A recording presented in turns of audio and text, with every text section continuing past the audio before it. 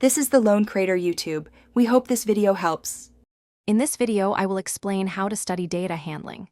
First, grasp the entire data lifecycle, from initial collection to final analysis. Next, focus on data cleaning, a crucial step to ensure your data is accurate and reliable. Then, delve into different data storage methods, understanding their strengths and weaknesses. Finally, master data visualization to effectively communicate your findings to any audience. To truly excel, familiarize yourself with core concepts like data types and structures.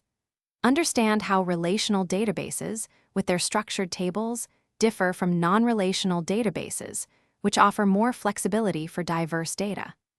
Learning data normalization is also key.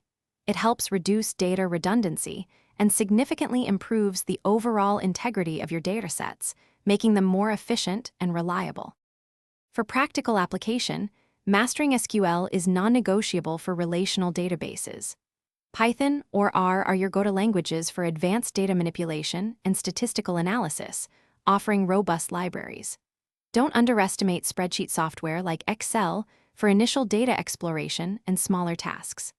Furthermore, explore cloud platforms such as AWS or Google Cloud for scalable storage and processing of massive datasets, enhancing your capabilities.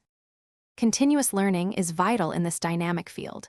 Regularly practice with varied datasets to solidify your skills and adapt to new challenges.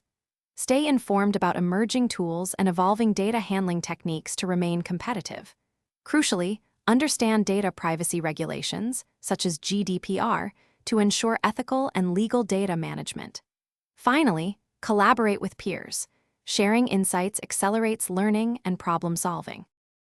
Thanks for watching. Consider subscribing if we helped you.